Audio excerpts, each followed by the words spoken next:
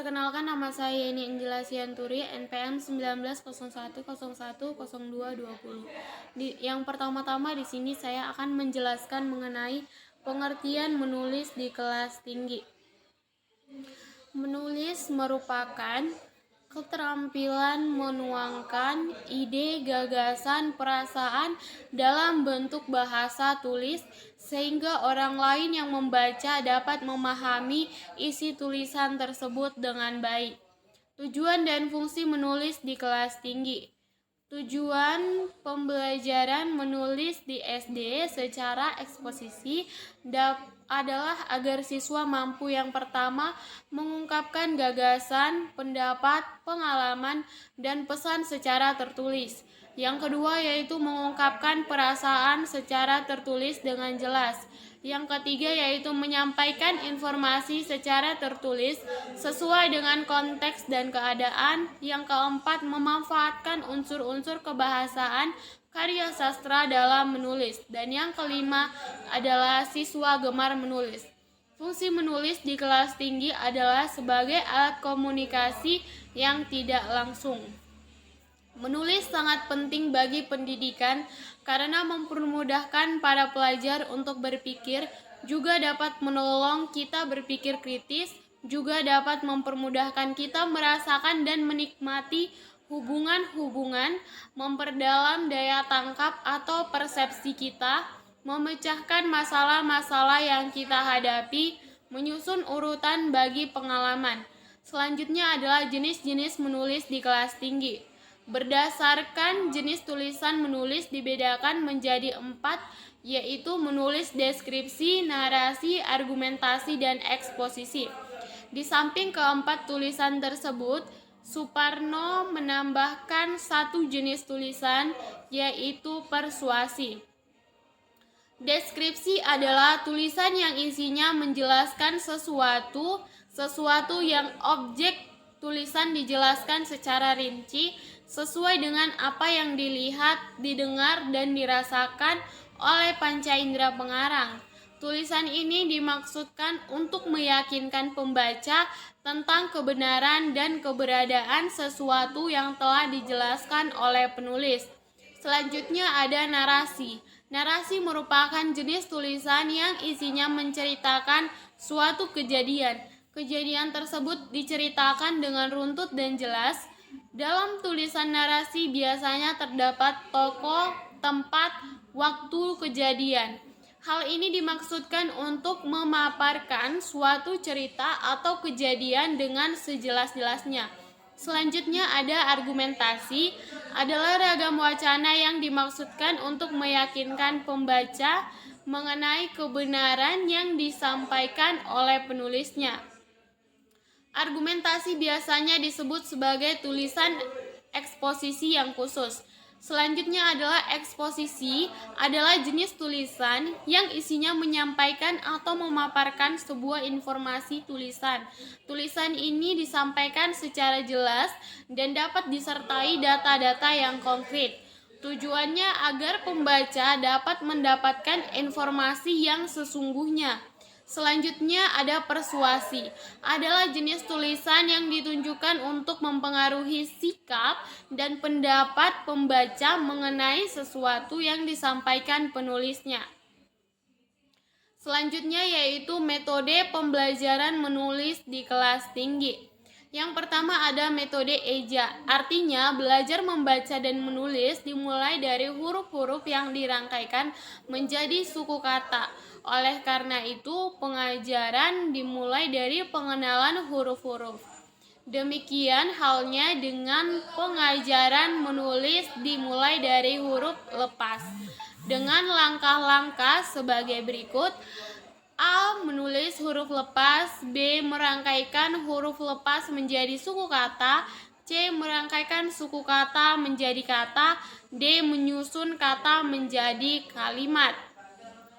Metode kata selanjutnya ada metode kata lembaga.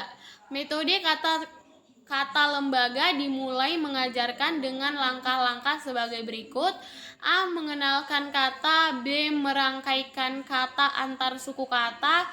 C. Menguraikan suku kata atas huruf-hurufnya. D. Menggabungkan huruf menjadi kata. Juwazak 1996 halaman 5. Selanjutnya ada metode pengajaran langsung. Metode pengajaran langsung dirancang secara khusus untuk mengembangkan belajar siswa tentang pengetahuan prosedural dan pengetahuan deklaratif yang tertekstur dengan baik dan dapat dipelajari selangkah demi selangkah. Selanjutnya ada metode komunikatif. Desain yang bermuatan metode komunikatif harus mencakup semua keterampilan berbahasa. Setiap tujuan diorganisasikan ke dalam pembelajaran. Sebagai contoh, metode komunikatif dapat dilakukan dengan teknik menulis dialog. Selanjutnya ada metode integratif. Integratif berarti menyatukan beberapa aspek ke dalam satu proses. Integratif terbagi menjadi dua bagian, yaitu interbidang studi dan antar bidang studi. Interbidang studi artinya beberapa aspek dalam satu bidang studi diintegrasikan.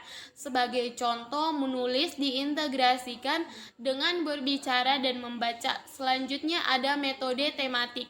Dalam metode tematik, semua komponen materi pembelajaran diintegrasikan ke dalam tema dan yang sama dalam unit pertemuan.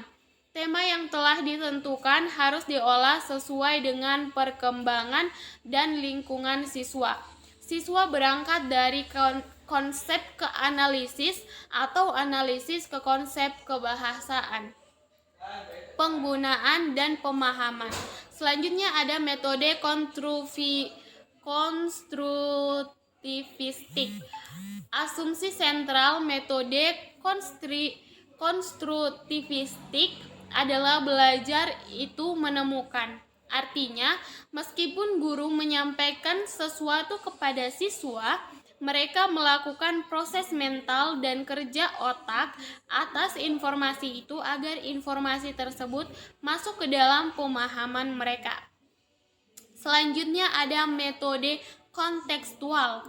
Pembelajaran dengan menggunakan metode ini akan mempermudah dalam pembelajaran menulis, yakni konsepsi pembelajaran yang membantu guru menghubungkan mata pelajaran dengan situasi dunia nyata dengan kehidupan pembelajaran, yang memotivasi siswa agar menghubungkan pengetahuan dan penerapannya dengan kehidupan sehari-hari.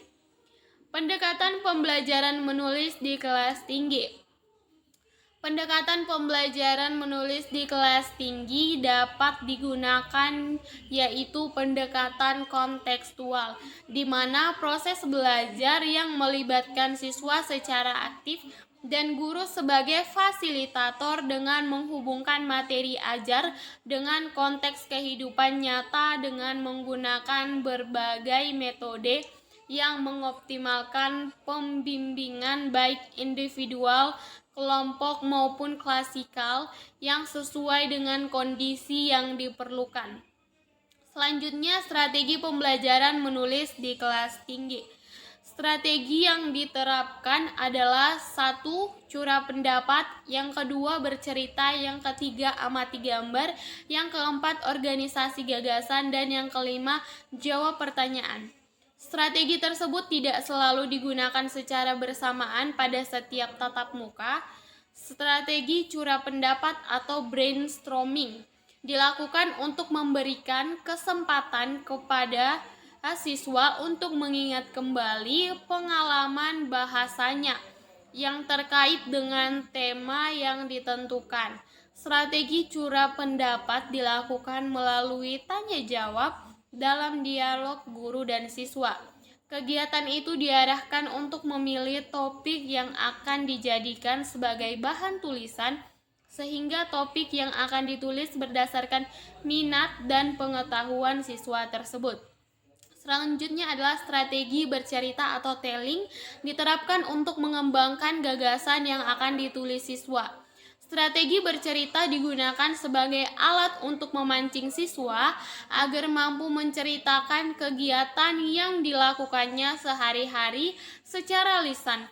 Tema yang dipilih dalam penerapan strategi bercerita adalah tema yang berkaitan dengan kehidupan keseharian siswa.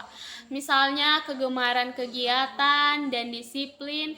Strategi bercerita diterapkan dengan menggunakan metode penjelasan, tanya jawab, percakapan dengan teman sebangku in pairs. Selanjutnya ada strategi amati gambar atau looking picture. Digunakan sebagai pemancing siswa untuk mengemukakan gagasan dalam bentuk kalimat. Gambar digunakan untuk satu, menetapkan topik yang sesuai dengan tema yang ditentukan. Yang kedua, mengembangkan kalimat gagasan yang mendukung paragraf. Yang ketiga, menetapkan judul. Dan yang keempat, mengorganisasikan kalimat gagasan. Strategi organisasi gagasan atau organizing ideas. Strategi organisasi gagasan dilakukan melalui pancingan gambar atau bercerita. Strategi organisasi gagasan dilaksanakan dengan metode bermain. Belajar sambil bermain merupakan pembelajaran yang bersifat nyata di kalangan di anak usia SD. Melalui metode bermain, pembelajaran akan lebih menyenangkan bagi mereka, sehingga pembelajaran yang sulit dan abstrak dapat disederhanakan ke dalam bentuk sederhana yang mudah diterima oleh siswa. Selanjutnya, metode bermain diterapkan dengan maksud agar pelajar menulis tidak menjadi hal yang menakutkan bagi siswa, menarik minat siswa, dan semua siswa memiliki kesempatan untuk mengemukakan gagasan dalam bentuk kalimat. Strategi jawab pertanyaan atau answer in the question diterapkan untuk mengarahkan siswa mengungkapkan gagasan berdasarkan panduan pertanyaan. Strategi jawab pertanyaan digunakan dengan menggunakan bacaan gambar dan pengalaman keseharian siswa. Tujuannya adalah untuk memotivasi siswa agar mampu mengungkapkan, mengembangkan, dan mengorganisasikan gagasan sesuai dengan tema yang ditentukan. Selanjutnya adalah tahap-tahap pembelajaran menulis di kelas tinggi.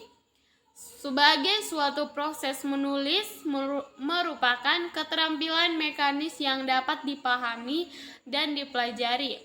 Menulis sebagai suatu proses mengandung makna bahwa menulis terdiri dari tahapan-tahapan. Tahapan-tahapan tersebut adalah pra-menulis atau pre-writing, penyusunan, pemaparan konsep atau drafting, perbaikan atau drafting, penyuntingan atau editing, dan penerbitan atau publishing. Itu dikemukakan oleh Tomkins 1997 halaman 10. Pra-menulis atau pre-writing. Pada tahap pra-menulis, siswa berusaha mengemukakan apa yang akan mereka tulis. Dalam hal ini, guru dapat menggunakan berbagai strategi untuk membantu siswa memilih tema dan menentukan topik tulisan. Topik tulisan sangat menentukan lancarnya proses menulis. Tema harus sesuai dengan minat dan skemata siswa. Menulis konsep atau drafting. Tahap ini siswa mengorganisasikan dan mengembangkan ide yang telah dikumpulkan lewat kegiatan curah pendapat dalam bentuk draft kasar untuk membantu siswa dalam mengembangkan ide dan menyusun konsep tulisannya. Dapat dilakukan dengan pemberian chart struktur cerita sebagai media untuk menuangkan semua ide yang dimilikinya. Hal ini bertujuan agar siswa tidak ragu-ragu karena pada tahap berikutnya akan diperbaiki, diubah, dan disusun ulang. Merevisi atau revising. Pada tahap perbaikan, siswa melihat kembali tulisan untuk selanjutnya menambah, mengamati, atau menghilangkan sebagian ide berkaitan dengan penggarapan struktur cerita yang telah ditulisnya. Mengedit atau editing, penyuntingan merupakan tahap penyempurnaan tulisan yang dilakukan sebelum dipublikasikan. Pada tahap ini, siswa menulis kembali draft cerita yang telah dibuatnya melalui pengerjaan chart sehingga menjadi sebuah karangan yang utuh. Pada tahap ini, siswa memperbaiki kesalahan yang bersifat mekanis, berkaitan dengan ejaan dan tanda baca. Selanjutnya, publikasi atau publishing. Setelah semua tahap terlewati, maka sebagai tahap akhir adalah tahap publikasi. Siswa mempublikasikan hasil tulisannya melalui kegiatan berbagai hasil tulisan cerita atau sharing. Kegiatan ini dapat dilakukan melalui kegiatan penugasan untuk membacakan hasil karangan atau ditempel pada majalah dinding sekolah atau di depan kelas. Sekian dari saya ucapkan terima kasih.